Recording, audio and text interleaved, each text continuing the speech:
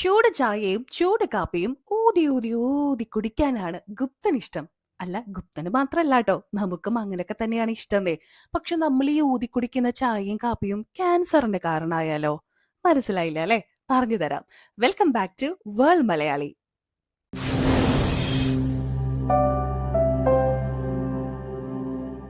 നമ്മൾ മലയാളികളടക്കമുള്ള ഇന്ത്യക്കാർക്ക് ചായ എന്ന് പറയുന്നത് ഒരു വികാരം തന്നെയാണല്ലേ. നമുക്കൊരു തലവേദന വന്നാലും അതേപോലെ തന്നെ പനി വന്നാലും ചായയും കാപ്പിയും അതും ചൂടോടുകൂടി കിട്ടിയിട്ടുണ്ടെങ്കിൽ സന്തോഷാണ്. ചൂട് ചായയും കാപ്പിയും ഒക്കെ നേരത്തെ പറഞ്ഞ പോലെ ഗുപ്തനെ പോലെ ഊതി ഊതി കുടിക്കാൻ ഇഷ്ടപ്പെടുന്ന ആൾക്കാരുണ്ടല്ലോ.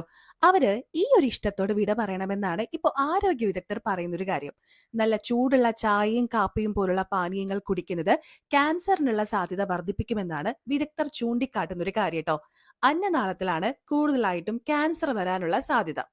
പാനീയങ്ങളുടെ രാസഘടന അർബുദത്തിന് നേരിട്ട് കാരണമാകുന്നതായിട്ടൊന്നും കണ്ടെത്തിയിട്ടില്ല. പക്ഷേ ഉയർന്ന താപനില ഈ ഒരു ക്യാൻസറിന് കാരണമാകുന്നതായിട്ടാണ് വിലയിരുത്തൽ.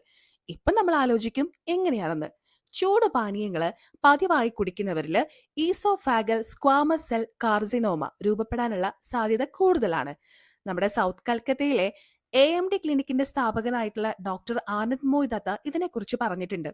പതിവായി ചൂട് ചായയും കാപ്പിയും കുടിക്കുന്നവരില് അന്നനാള ക്യാൻസറിനുള്ള സാധ്യത കൂടുതലാണെന്നാണ് അദ്ദേഹം വ്യക്തമായി പറഞ്ഞിരിക്കുന്നത്. ഇത് തെളിയിക്കപ്പെട്ടിട്ടുള്ള ഒരു കാര്യമാണത്രേ. വായയും ആമാശയവുമായി ബന്ധിപ്പിക്കുന്ന കുഴലാണ് നമ്മുടെ അന്നനാളം. ചൂട് പാനീയങ്ങൾ കുടിക്കുമ്പോൾ അന്നനാളത്തിന്റെ പുറംപാളിയില് ചൂടേൽക്കും.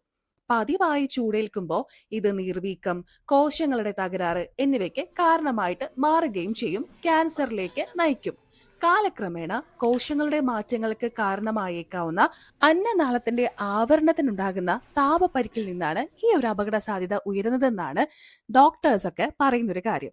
ഈ പ്രക്രിയ കാലക്രമേണ ഉണ്ടാകുന്ന ഒരു കാര്യമാണ് കേട്ടോ. ചുടുചായ കുടിച്ച അപ്പൊ തന്നെ ഒന്നും ഉണ്ടാവില്ല. ഉയർന്ന താപനില ആവർത്തിച്ച് ഏൽക്കുന്നത് വിട്ടുമാറാത്ത വീക്കത്തിനും കോശങ്ങളുടെ കേടുപാടുകൾക്കും കാരണമാകും. ആത്യന്തികമായി കോശങ്ങളിൽ മാരകമായ പരിവർത്തനങ്ങളുടെ സാധ്യത വർദ്ധിപ്പിക്കുന്നുവെന്നാണ് ഡോക്ടേഴ്സ് പറയുന്നൊരു കാര്യം. 65 ഡിഗ്രി സെൽഷ്യസിന് മുകളിലുള്ള പാനീയങ്ങൾ ഉണ്ടല്ലോ, അത് മനുഷ്യർക്ക് ക്യാൻസറിന് കാരണമാകുന്ന ഒരു കാര്യമാണെന്ന് ലോകാരോഗ്യ സംഘടനയുടെ international agency for research on cancer തരംതിരിച്ച് പറഞ്ഞിട്ടുണ്ട്. ഇതിന് പുറമെ കാപ്പിയും ചൂടുള്ള മാംസാഹാരവും കഴിക്കുന്നതിന്റെ കൂടെ പുകവലിക്കുന്നതും കൂടിയാവുമ്പോൾ ക്യാൻസറിന്റെ സാധ്യത കൂടുമെന്നാണ് വിദഗ്ധർ പറയുന്നൊരു കാര്യം. അപ്പൊ എങ്ങനെയാ, ക്യാൻസറിനുള്ള വഴി നമ്മൾ തുറന്നിടണോ അതോ അടച്ചിടണോ?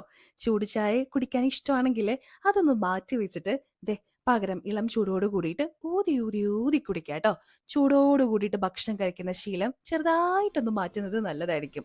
കൂടുതൽ അപ്ഡേറ്റ്സിനായി വേൾഡ് മലയാളി ചാനൽ ലൈക്ക് ചെയ്യൂ, ഷെയർ ചെയ്യൂ, സബ്സ്ക്രൈബ് ചെയ്യൂ. Thank you so much.